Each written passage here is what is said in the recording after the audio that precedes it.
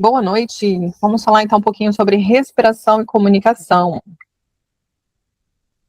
Me chamo Sandra, sou especialista em neurociência da respiração para saúde aplicada à saúde mental e também sou instrutora Smart de Breathwork.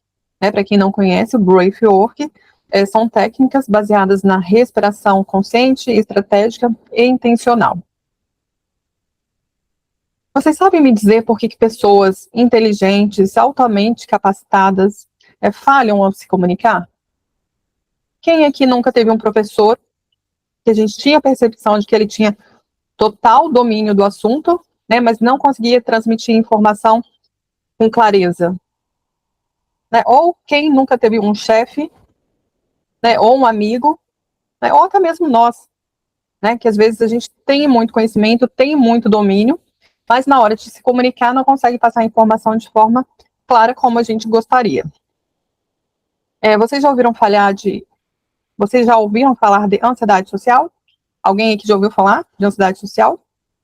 Então, o que é a ansiedade social? É um medo que as pessoas têm do julgamento, de serem criticadas, É um medo de se expor na frente de outras pessoas, de expressar a sua opinião, a sua ideia. As pessoas que têm ansiedade social, elas têm muita dificuldade de se comunicar, inclusive em ambientes pequenos, ali num grupo de amigos, numa reunião de família, porque ela fica muito preocupada com o que o outro vai pensar dela, com o julgamento do outro. Nós somos seres extremamente sociais, então a opinião do outro é muito importante. Para as pessoas que sofrem de ansiedade social, esse é um medo muito grande. Eu falo que eu sou uma pessoa que não tem ansiedade social, eu sou a ansiedade social que tem uma pessoa. Eu sei o quanto é desconfortável a pessoa que sofre desse mal, se colocar em situações onde ela precisa se expressar. Então, as pessoas que têm ansiedade social, por exemplo, quando elas vão se comunicar com alguém, essa situação representa para ela, para a mente dela, uma ameaça.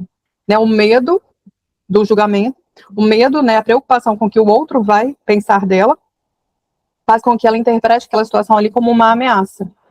Então, a partir do momento que o corpo dela entendeu que aquela situação é uma ameaça, ele vai ativar ali o que nós chamamos de sistema de alerta dentro do nosso corpo, que vai priorizar algumas partes do nosso corpo relacionadas à sobrevivência. Então, nesse sistema de sobrevivência, algumas partes do nosso corpo são priorizadas, principalmente aquelas que possuem relação com o que a gente chama de estado de luta ou de fuga, Se eu estou diante de uma ameaça, o que eu tenho que fazer? Ficar parada, conversando, pensando? Não. O que eu preciso fazer é lutar ou fugir. Então, se eu estou diante ali de um urso branco faminto, eu não vou ficar pensando se ele é bonitinho, se ele é fofinho, se ele vai querer me pegar ou não. Se eu devo correr devagar, se eu devo correr rápido, se eu devo para a esquerda ou se eu devo para a direita, Enquanto eu vou ficar pensando, se o urso tiver com fome, ele já vai ter me devorado. E o nosso corpo, ele não consegue diferenciar uma ameaça real, de uma ameaça mental ali, vamos dizer assim. Então, para ele, tanto faz se é um urso branco faminto ou se é uma reunião dentro de um escritório, no ar-condicionado, totalmente seguro. Para ele, a interpretação, a reação fisiológica é a mesma. Então, as pessoas que precisam se comunicar, mas que sofrem de ansiedade social, por exemplo, o que acontece com elas? Elas travam ao falar, elas falam rápido demais, acaba perdendo a linha de raciocínio, atropela as palavras, não segue uma sequência lógica, então fica confusa a fala, ela não consegue sustentar a presença e, consequentemente, não consegue transmitir confiança. São pessoas que são muito inteligentes, que têm muito domínio, muitas vezes falham ao se comunicar por conta disso. Evidentemente que não é só ansiedade social, outras questões que vão deixar ali a pessoa nervosa, que vai gerar algum medo, vai disparar essa resposta de ameaça, e vai fazer com que a pessoa entre nesse estado de alerta. E aí, como eu disse, no estado de alerta, a minha mente racional, a capacidade de pensar com clareza, ela não vai ser considerada pelo meu sistema de sobrevivência. Então, muitas vezes, não é falta de técnica, não é falta de habilidade, é o quê? É uma desregulação do meu sistema fisiológico. É claro que a falta de técnica pode levar a pessoa a entrar num estado de nervosismo, que também vai disparar esse alerta de ameaça, né? A falta de técnicas de oratórias também vão fazer com que a pessoa dispare dentro ali do corpo dela essa resposta de ameaça, e ela vai perder essa capacidade de pensar de forma clara, né, de pensar de forma analítica, né, de raciocinar. Porque, como eu disse, quando nós estamos em uma situação de risco, de perigo, o que o meu corpo quer é o quê? Que eu lute ou que eu fuja daquela situação. Ok?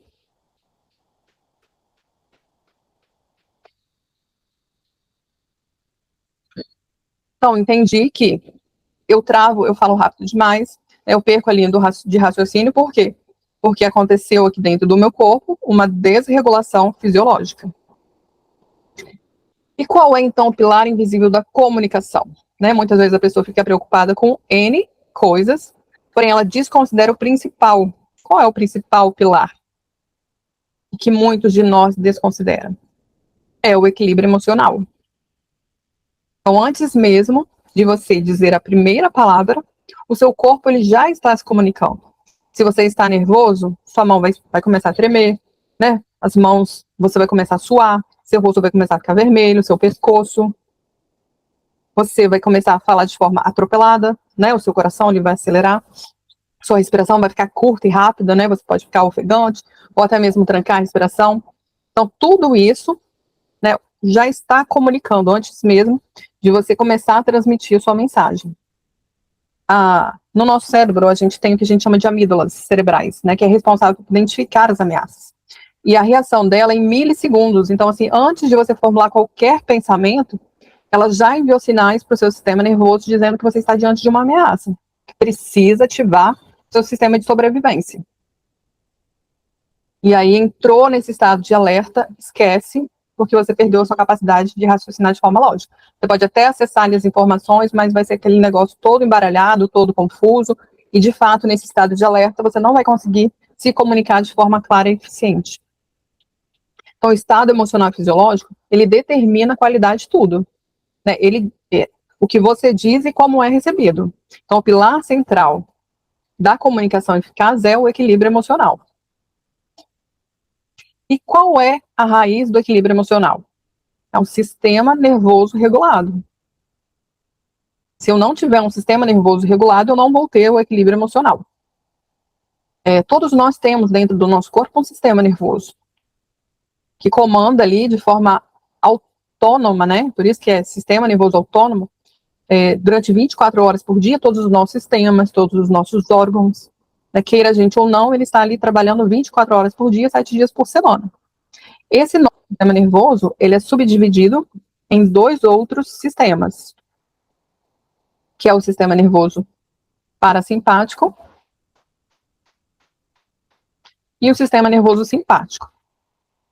Quando nós identificamos uma situação de ameaça, né, o sistema que vai entrar em ação é o nosso sistema nervoso simpático. Então, ele é o responsável por nos colocar em um estado de sobrevivência.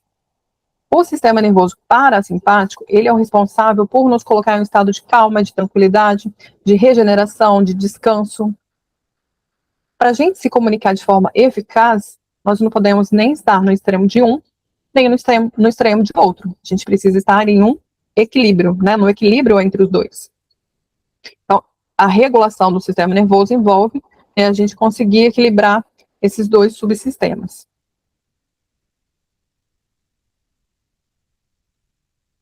Quais são as consequências da desregulação do nosso sistema nervoso para a comunicação?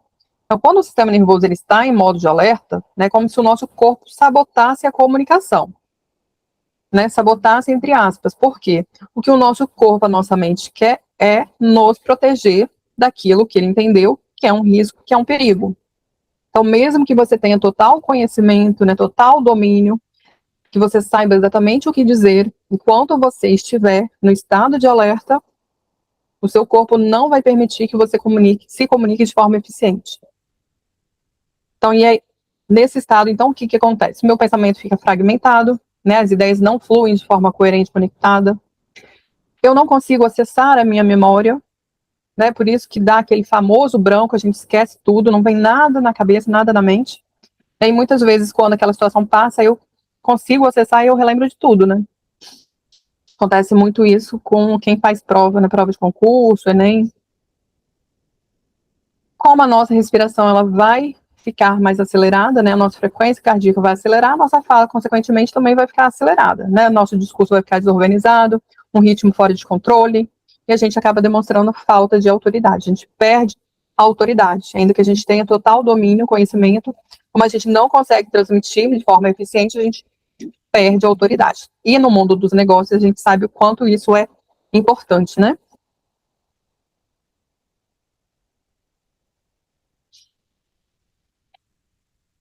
Qual é o mecanismo-chave, então?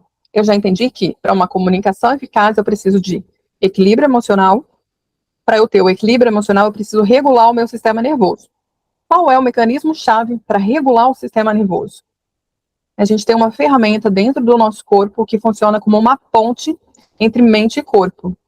E é o único sistema do nosso corpo, né, o único sistema automático que a gente consegue controlar de forma voluntária e consciente.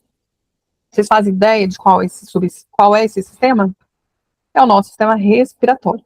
E por que a gente consegue controlar de forma automática? Por que a gente consegue controlar o nosso sistema respiratório? Porque eu controlo a minha frequência e a minha intensidade. Então, eu controlo quanto de ar vai entrar, o quanto de ar vai sair, né? E por quanto tempo. Por quanto tempo eu vou inspirar, por quanto tempo eu vou expirar.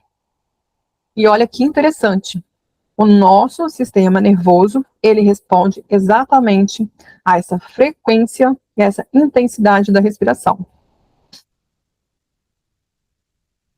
Então, o sistema respiratório, ele atua diretamente no sistema nervoso. Então, a cada inspiração e a cada expiração, eu estou enviando sinais para o meu sistema nervoso. Então, voltando aqui nesse slide, vocês já repararam que quando nós estamos ansiosos e estressados, numa situação de risco de perigo, a nossa respiração fica como? Ela fica curta e rápida. Então, automaticamente, o meu sistema nervoso simpático já faz ali com que minha respiração fique curta e rápida. Então, respiração curta e rápida está associada ao risco, ao perigo, à ameaça, né? Adrenalina, ansiedade, impulsividade, estresse, burnout. Já quando eu estou com o meu sistema nervoso parasimpático ativo, né, no estado de calma e de tranquilidade, se vocês observarem a respiração de vocês, ela vai estar mais longa e mais lenta. Então, esse é o padrão automático do parasimpático. O que isso quer dizer? Se eu controlo a minha intensidade e a minha frequência respiratória. Se eu estou respirando demais, porque eu estou com o meu sistema nervoso simpático ativo, e eu conscientemente, voluntariamente, coloco a minha respiração de forma mais lenta e longa, eu estou sinalizando o quê para o meu corpo? Que eu não estou enfrentando uma ameaça, que eu não estou em uma situação real de perigo. Eu estou dizendo para o meu sistema nervoso que está tudo bem, que ele pode se acalmar. A mesma coisa, né? Se eu estou muito apático ali, sem energia, e eu pego a minha respiração e coloco ela mais curta e rápida, eu vou estar dizendo para o meu sistema nervoso simpático que eu preciso de mais energia, que eu preciso de adrenalina. Então, a respiração, ela modula o estado emocional em tempo real. Então, não é respirar agora para ter o efeito daqui uma semana. Se eu estou ansiosa, estressada, minha respiração automaticamente está curta e rápida, e eu começo a respirar de forma mais lenta, em tempo real, eu estou regulando o meu sistema nervoso. Então, sem regulação, nenhuma técnica sustenta o desempenho sob pressão. Então, eu aprendi o quê? Que para uma comunicação eficaz, eu preciso ter equilíbrio emocional. Para ter o equilíbrio emocional, eu preciso regular o meu sistema nervoso. E para regular o meu sistema nervoso, eu posso utilizar uma ferramenta que é a minha própria respiração, que se comunica diretamente com o meu sistema nervoso. A solução estratégica, então, é qual?